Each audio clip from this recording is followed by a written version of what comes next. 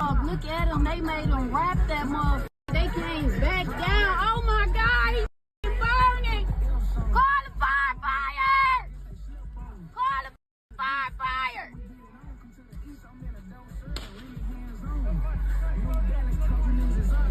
Dog, he's burning, man. What the fuck?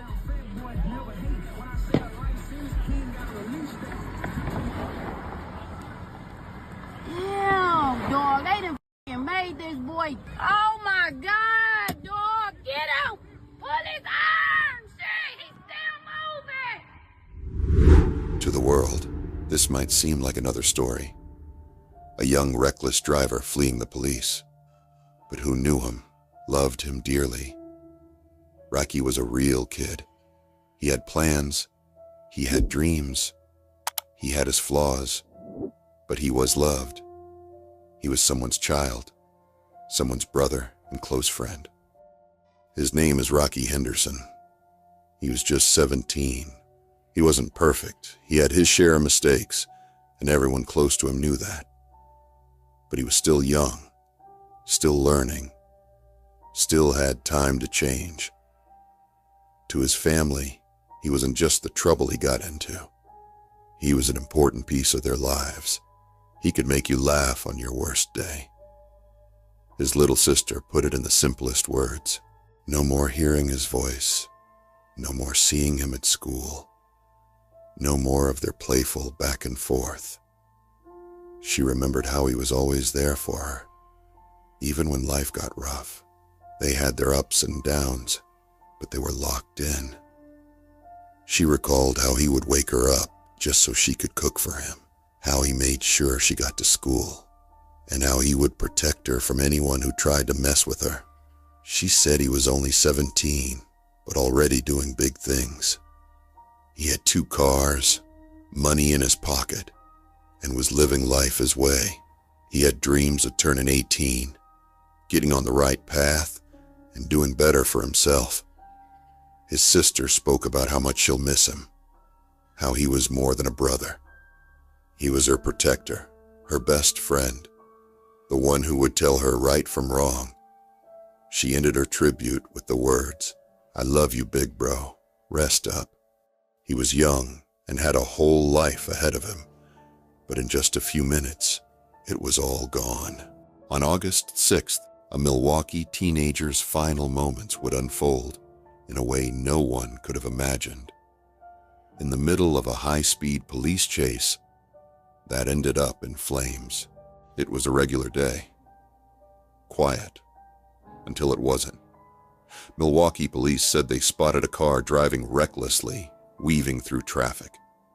That car was allegedly linked to a prior felony, so when they tried to pull it over, the driver didn't stop.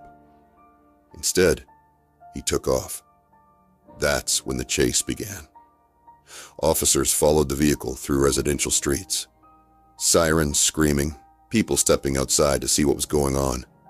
Witnesses say the car was flying. No brakes, no slowing down.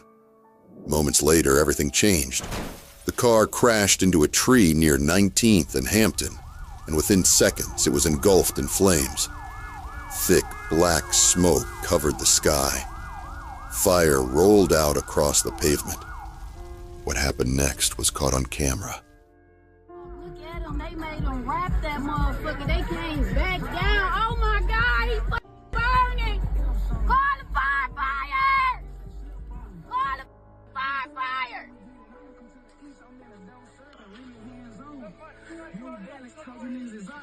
Dog, he fucking burning, man. What the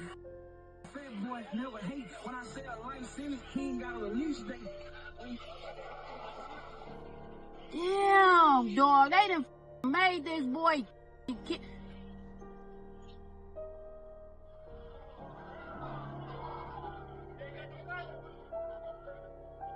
Oh my God, dog, get him! Pull his arms! Shit, he's still moving! He's still moving! He's still moving! Oh my God, dog, he's still moving! 17-year-old is dead following a pursuit with Milwaukee police that ended in a fiery crash in the Lincoln Park neighborhood. 12 News' Nick Bohr is joining us live near 19th and Hampton. And Nick, police said that they had several reasons to try and pull that car over.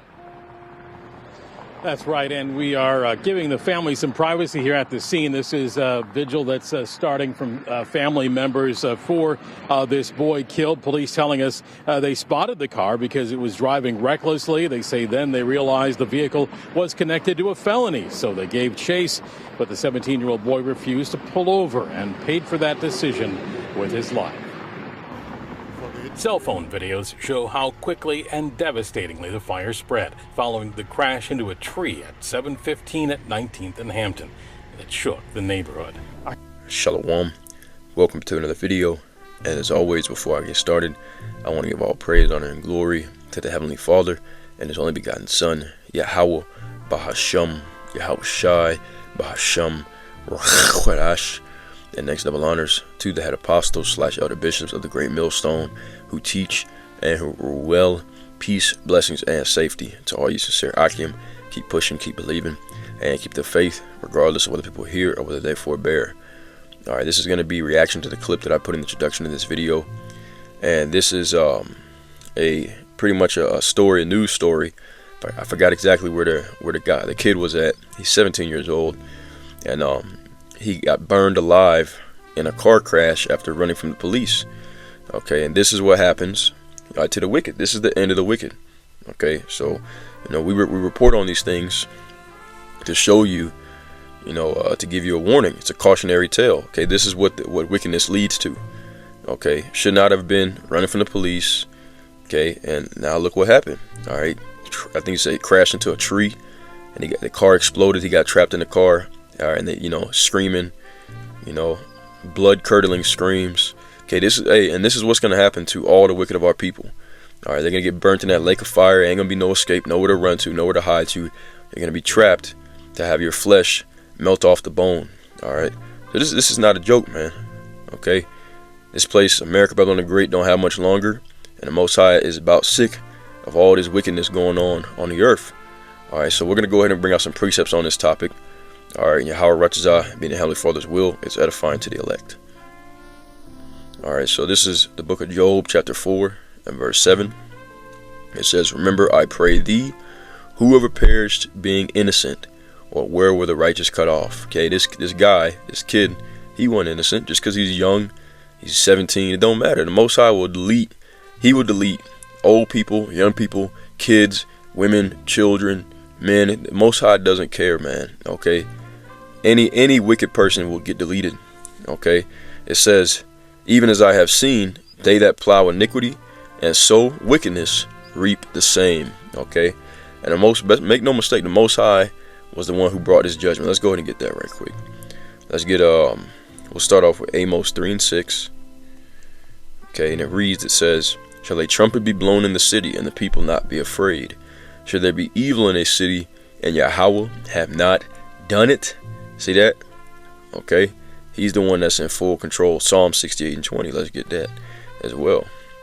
It says, "He that is our power is the power of salvation, and unto Yahweh belongeth the issues from death."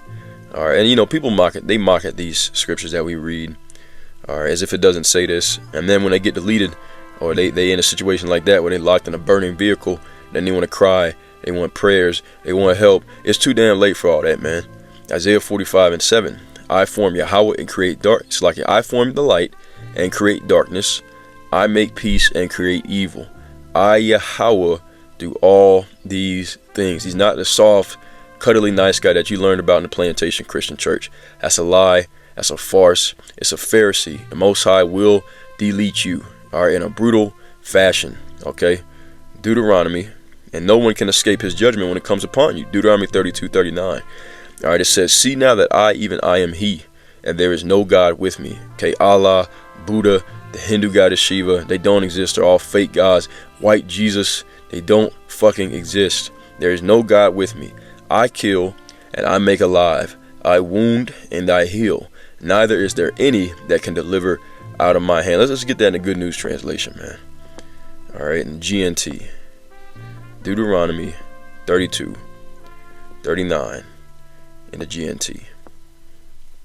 Okay, and it reads, it says, I alone and I alone am power. No other God is real. Okay, now people about to find that out very soon. I kill and I give life. I wound and I heal. No one can oppose what I do. That's it. Okay, once he got you set for deletion, as we read, he's the one that's doing the killing. He's the one that's doing the healing. Whatever he wants to happen to you, that's what's going to happen. Proverbs 11 and 19. Okay, and this is what this 17-year-old, probably didn't have a father in the household. This is a product, of single mothers. Okay, which, you know, sisters on the comment board or sisters that watch the videos or a single mom, it is what it is. You know, we all learn. Okay, we live and we learn. But most of our women, okay, they don't see it as something to be ashamed of. Okay, they see it as something to be proud about and to boast about, how they left their man and, yeah, I'm strong and independent, I could do it all by myself. This is the end result of this. Okay, not having a father in the household, because the Most High created the man and the woman to be together. All right, and for the man to be the spiritual lead. And when you have that, it's even statistically proven that kids are less likely to end up in prison. All right, less likely to end up pretty much as you know, I hate saying that word, bums. Okay, but if you don't work, you don't do anything with your life, that's what you are. All right, which all the men at great, they call us bums, but we have jobs, we work, we take care of our houses, we have wives, we have children. Okay, but like I said, a lot of these, they never call these street dudes, these criminals, these crooks, these thieves. Okay, they don't call them bums. Okay, but anyways, nevertheless, I'm gonna read this precept. Proverbs 11:19 is, righteousness tendeth to life, so he that pursueth evil pursueth it to his own death. So he was pursuing evil. Okay, why? Because maybe he wanted to look cool. All right, a lot of our men have this mindset because they grew up without a father. All right, to put that rod of correction on them, man. Okay, to beat them into submission unto righteousness. And look, that's what you got to do. The scriptures tell you to do that. Don't shoot the messenger. I'm just telling you what the scriptures tell you. The scriptures say that a father who loves his son will cause him to feel the rod often. All right, okay, and then will not spare for his tears, because if you don't, this is what happens to them. They end up in situations like this, man. Not all the time. You have young men that are upstanding young men that came out of single mother households. It does happen, right? But statistically, all right, the kid ends up better off when he has his father in his life. Okay, but because you listen to the damn serpent, you listen to Sleazy E, all right, this is what happens, man. And a lot of our young people, they think that this lifestyle is cool, and this is what it leads to. You're pursuing evil, you're pursuing it to your own death. Okay, and on the flip side of that, you pursue righteousness, it tends to life, as we read. Proverbs 13 and 21, evil pursueth sinners, but to the righteous good should be repaid. Okay, so if you want to have good in your life, you want to have peace, okay, what must you do? We'll go ahead and read it. Proverbs chapter 3. You don't want to end up in a burning, fiery car locked in, all right, screaming for mama, okay, contemplating every life decision that you ever made. All right, it was all good about a week ago. You decided, like I said, I believe in the video they said it was a stolen car. You decided to go out there and steal a car. What did the scriptures say? Thou shalt not steal. Okay, that's in the law. That's the commandments of the Heavenly Father. If you would have never stolen a damn car, all right, ran from the police, you would have never got burnt to a damn crisp. Proverbs 3 and 1, my son, forget not my law, but let thine heart keep my commandments. It says, for length of days and long life and peace shall they add unto thee. This young man's life was cut short because he wanted to be a demon. Let not mercy and truth forsake thee. Bind them about thy neck and write them upon the table of thine heart. So shalt thou find favor and good understanding in the sight of the Most High and man. Trust in Yahweh with all thine heart and lean not unto thine own understanding. I can't work no job. I got to get rich. I need that bag. I got to chase that bag. All right, lean into your own understanding. No, trust in Yahweh with all thine heart. He told you, delight thyself in me, and I will give thee the desires of thine heart. Okay, seek ye first the kingdom of heaven and his righteousness, and all these things shall be added unto you. Okay, but you lean into your own understanding. You wanted a piece of the American pie, a piece of the American dream, and it ain't meant for Jake, man. This is not our rest. Okay, you too busy. You chasing a piece of paper with a white man's face on it, and it led to your black ass being deleted. All right, because that's what these people do these crimes for, man. Okay, because they want to be able to flex. All right, this ain't our rest, man. All right, we're gonna get all that in the kingdom. In all thy ways acknowledge him, and he shall direct thy paths. Be not wise in thine own eyes, but fear Yahweh and depart from evil. That's plain, because if you don't, or not, you go the other way, you decide you want to do your own thing, this is what it leads to. Sirach chapter 5, all right, and verse 1. It says, set not thy heart upon thy goods, and say not, I have enough for my life. Follow not thine own mind and thy strength to walk in the ways of thy heart. And say not, who shall control me from my works? For Yahweh will surely revenge thy pride.